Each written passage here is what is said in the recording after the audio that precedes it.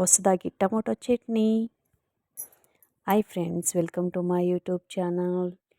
ನಾವು ಎಲ್ಲಿಗೆ ಹೋಗ್ತಾ ಇದ್ದೀವಿ ಅಂದರೆ ಹೇಳ್ತೀನಿ. ಅದಕ್ಕೂ ಮುಂಚೆ ನನ್ನ ಚಾನಲ್ನ ಸಬ್ಸ್ಕ್ರೈಬ್ ಮಾಡಿಕೊಂಡು ಪೂರ್ತಿ ವಿಡಿಯೋ ನೋಡಿ ಅಂತ ಕೇಳಿಕೊಂಡು ವಿಡಿಯೋನ ಮುಂದುವರಿಸ್ತೀನಿ. ಬನ್ನಿ ವಿಡಿಯೋ ನೋಡೋಣ. ಎಲ್ಲಿಗೆ ಹೋಗ್ತಾ ಇದ್ದೀನಿ ಅಂದರೆ ನಾವು ಮಹದೇಶ್ವರ ಬೆಟ್ಟಕ್ಕೆ ಹೋಗ್ತಾ ಇದ್ದೀವಿ. ಹೋಗಬೇಕಾದ್ರೆ ಹಂಗೆ ಗಿಡ ಮರಗಳು ಪ್ರಕೃತಿನ ಸವಿತಾ ಮಹದೇಶ್ವರ ಬೆಟ್ಟ ತಲುಪಿದ್ವಿ.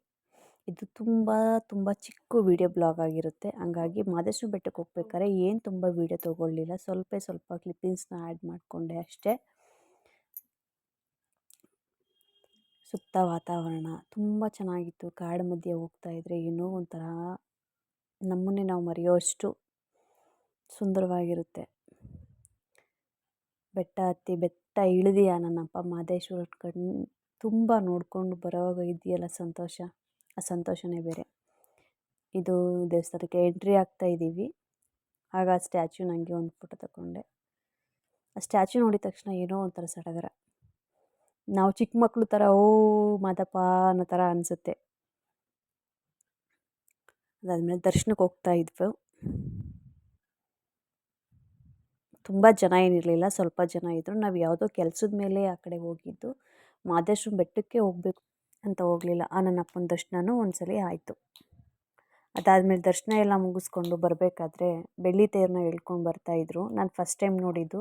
ನಾನು ಮಹದೇಶ್ವರ ಬೆಟ್ಟಕ್ಕೆ ಇದು ನಾನೊಂದು 3ನೇ ಸಲ ಏನೋ ಹೋಗಿರೋದು ಅನಿಸುತ್ತೆ ಅಷ್ಟೇ. 3ನೇ ಸಲಿನೋ 3ನೇ ಸಲ. ನಾನು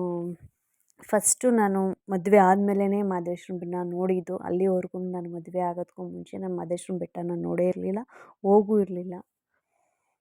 ಫಸ್ಟ್ ಟೈಮ್ ಅದೇ ನೋಡಿದ್ದು. ಇದು 3ನೇ ಸಲ ನಾನು ಮಹದೇಶ್ವರ ಬೆಟ್ಟಕ್ಕೆ ಹೋಗಿ ಬಂದಿರೋದು. ತಿರ್ಗಾದೆಲ್ಲ ಪೂಜೆ ಎಲ್ಲ ಮುಗಿಸ್ಕೊಂಡು ಇಬ್ಬರೂ ಬೆಂಗಳೂರು ಕಡೆ ಹೊರಟ್ವಿ, ನಾನು ನನ್ನ ಹಸ್ಬೆಂಡು. ಒಳ್ಳೊಳ್ಳೆ ವ್ಯೂಸ್ ಇತ್ತು. ಹಂಗೆ ಅದನ್ನು ನಾನು ಕ್ಲಿಪ್ಪಿಂಗ್ ತೊಗೊಂಡು ಬಂದ್ವಿ. ಸುತ್ತಮುತ್ತ ಗದ್ದೆಗಳು, ಬೆಟ್ಟಗಳು, ಗುಡ್ಡಗಳ ಮಧ್ಯೆ ಅಲ್ಲಲ್ಲೇ ಕಾಣೋ ಪಕ್ಷಿಗಳು ತುಂಬ ಅಂದರೆ ಏನೋ ಒಂಥರ ಸಂತೋಷ, ಹೇಳೋಕ್ಕಾಗಲ್ಲ ಅಷ್ಟು ಸಂತೋಷ. ಅಲ್ಲಿ ದೂರದಲ್ಲಿ ಹಸು ಮೇಯಿಸ್ತಾ ಇದ್ರು ನೋಡಿ, ಎಷ್ಟು ಚೆನ್ನಾಗಿದೆ. ಅದೊಂಥರ ಚಿತ್ರ ಬಿಡಿಸಿದಾರೇನೋ ಅನ್ನೋ ಥರ ಫೀಲ್ ಕೊಡುತ್ತೆ. ದೂರದಲ್ಲೆಲ್ಲ ಹಸುಗಳು ಮೇಯಿಸ್ತಾ ಇದ್ರು. ಆ ಹಸಿರು ಮಧ್ಯೆ ಹಸುಗಳು ಏನು ಚೆನ್ನಾಗಿ ಕಾಣಿಸ್ತಾ ಇದ್ವು ನೋಡಿ. ಬೆಟ್ಟ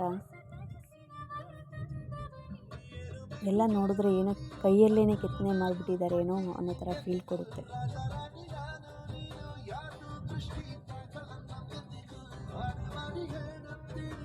ಇದೆಲ್ಲ ಮುಗಿಸ್ಕೊಂಡು ನಾನು ಅಲ್ಲೇ ಒಂದೆರಡು ಫೋಟೋಗಳು ತಕ್ಕೊಂಡು ಮಹದೇಶ್ವರನ ಬೇಡ್ಕೊಂಡು ನಾವು ಹೋಗಿದ್ದ ಕೆಲಸ ಆಗಲಿ ಅಂತ ಕೇಳಿಕೊಂಡು ಮನೆ ಕಡೆ ಬಂದ್ವಿ. ನೆಕ್ಸ್ಟ್ ನಾನು ನಿಮಗೆ ಹೇಳ್ಬೇಕಾಗಿರೋದು, ಮನೆಗೆ ಬಂದಾದಮೇಲೆ ಇದು ಹಿಂದಿನ ದಿವಸನೇ ಮಾಡಿಟ್ಕೊಂಡಿದ್ದೆ, ಬಟ್ ವೀಡಿಯೋನ ಪೋಸ್ಟ್ ಮಾಡಿರಲಿಲ್ಲ. ಏನು ಅಂದರೆ ಈರುಳ್ಳಿ ಚಟ್ನಿ. ಏನಿಲ್ಲ, ಸಿಂಪಲ್ ಇಂಗ್ರೀಡಿಯೆಂಟ್ಸು. ಅದು ಬೇಕಾಗಿರೋದು 2 ಬೆಳ್ಳುಳ್ಳಿ, ಜೀರಿಗೆ, 1 ಸ್ಪೂನು, ಅರ್ಧ ಸ್ಪೂನ್ ಅರಿಶಿನ, 2 ಸ್ಪೂನ್ ಖಾರದ ಪುಡಿ, ಅರ್ಧ ನಿಂಬೆಹಣ್ಣಷ್ಟು ಹುಣಸೆಹಣ್ಣು ಮಾಡೋದು. ಒಂದು 4-5 ಈರುಳ್ಳಿ ತೊಗೊಳ್ಳಿ, ಅದನ್ನು ಕಟ್ ಮಾಡಿ ಜಾರೊಳಗಡೆ ಹಾಕ್ಕೊಳ್ಳಿ. ಖಾರದ ಪುಡಿ ಹಾಕ್ಕೊಳ್ಳಿ, ಅರಿಶಿನ ಪುಡಿನ ಅದರೊಳಗಡೆನೇ ಹಾಕ್ಕೊಳ್ಳಿ, ಹುಣಸೆಹಣ್ಣು ಹಾಕ್ಕೊಳ್ಳಿ, ಬೆಳ್ಳುಳ್ಳಿ ಹಾಕ್ಕೊಳ್ಳಿ, ಜೀರಿಗೆ ಹಾಕ್ಕೊಳ್ಳಿ. ಎಲ್ಲನೂ ಪೇಸ್ಟ್ ಮಾಡ್ಕೊಳ್ಳಿ. ನೋಡಿ ತೋರಿಸ್ತಾ ಇದ್ದೀನಿ. ಪೇಸ್ಟ್ ಮಾಡಿಟ್ಕೊಂಡು ನೋಡಿ ಇಷ್ಟೇ, ಫಟಾಫಟ್ ಅಂತ ಆಗೋಗ್ಬಿಡುತ್ತೆ. ಎಣ್ಣೆ ಬಿಟ್ಕೊಂಡು, ಬಾಣಲಿ ಇಟ್ಕೊಂಡು ಎಣ್ಣೆ ಬಿಟ್ಕೊಂಡು ಅದಕ್ಕೆ ಸಾಸಿವೆ ಹಾಕ್ಕೊಳ್ಳಿ. ಸಾಸಿವೆ, ಕಡಲೆಬೇಳೆ, ಮತ್ತು ಇದ್ದರೆ ಬೇಕಾದರೆ ಕಡಲೆಬೀಜನೂ ಹಾಕ್ಕೋಬೋದು, ಚೆನ್ನಾಗಿರುತ್ತೆ. ನಾನು ಕಡಲೆಬೀಜ ಹಾಕ್ಕೊಂಡಿಲ್ಲ. ಕಡಲೆಬೀಜ ಬೇಡ ಅಂದರೆ ಕಡಲೆಬೀಜ ಬೇಡ. ಸ್ವಲ್ಪ ಎಣ್ಣೆ ಜಾಸ್ತಿ ಬಿಟ್ಕೊಳ್ಳಿ. ಹಾಕಿ ಆ ರುಬ್ಬಿರೋದನ್ನ ಮಿಶ್ರಣ ಹಾಕಿ ಚೆನ್ನಾಗಿ ನೋಡಿ ಈ ಥರ ಬಾಡಿಸಿ. ಅದು ಕ್ಲಿಪ್ಪಿಂಗ್ ತೊಗೊಂಡು ಮಿಸ್ ಮಾಡಿಬಿಟ್ಟಿದ್ದೀನಿ ಹಾಕೋದನ್ನು. ಜಸ್ಟ್ ಏನಿಲ್ಲ, ರುಬ್ಬಿರೋದನ್ನ ಡೈರೆಕ್ಟ್ ಒಗ್ಗರಣೆಗೆ ಹಾಕೋದು ಅಷ್ಟೇ.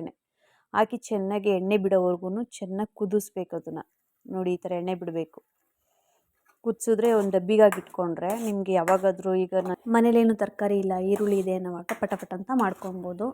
2 ದಿವಸ 3 ದಿವಸ ಇದನ್ನು ಸ್ಟೋರ್ ಮಾಡಿ ಇಟ್ಕೊಬೋದು. ಕಾಯಿ ಹಾಕಿಲ್ಲ ಅಲ್ವಾ, ಹಂಗಾಗಿ 15 ದಿವಸನೂ ಇರುತ್ತೆ. ಫ್ರಿಜ್ಜಲ್ಲಿ ಇಟ್ಕೊಂಡು ಬಿಸಿ ಅನ್ನಕ್ಕೆ ತುಪ್ಪ ಹಾಕ್ಕೊಂಡು ತಿಂದರೆ ಸಖತ್ತಾಗಿರುತ್ತೆ. ಮತ್ತು ಚಪಾತಿಗೂ ತಿನ್ಬೋದು, ರೊಟ್ಟಿಗೂ ತಿನ್ಬೋದು. ತುಪ್ಪ ಹಾಕ್ಕೊಂಡು ತಿಂದರೆ ತುಂಬ ಟೇಸ್ಟಾಗಿರುತ್ತೆ. ಬ್ಯಾಚುಲರ್ಸ್ಗಳಿಗೆ ಮತ್ತು ತುಂಬ ತಟ್ಟಂಥ ದಿಢೀರಂತ ಏನಾದರೂ ಮಾಡಬೇಕು, ಮನೇಲಿ ತರಕಾರಿನೂ ಇಲ್ಲ ಅನ್ನೋ ಟೈಮಲ್ಲಿ ಇದನ್ನು ಮಾಡಿ ಇಟ್ಕೊಂಡು ಸ್ಟೋರ್ ಮಾಡಿ ಇಟ್ಕೊಂಡು ಬೇಕಾದರೆ ಅವಾಗವಾಗ ಬಿಸಿಯನ್ನು ಮಾಡಿಕೊಂಡು ತಿನ್ಬೋದು. ಬೇಗನೂ ಆಗುತ್ತೆ, ತಿನ್ನೋಕ್ಕೂ ತುಂಬ ಟೇಸ್ಟಿಯಾಗಿರುತ್ತೆ. ಬಟ್ ಏನಂದರೆ ಎಣ್ಣೆ ಸ್ವಲ್ಪ ಜಾಸ್ತಿ ಹಾಕಿ ನೀಟಾಗಿ ಕುದಿಸಿ ಇಟ್ಕೋಬೇಕು ಅಷ್ಟೇ. ಇದಾಗಿತ್ತು ನನ್ನ ಮಿನಿ ಬ್ಲಾಗ್ ಅಂತ ತಿಳ್ಕೊಬೋದು.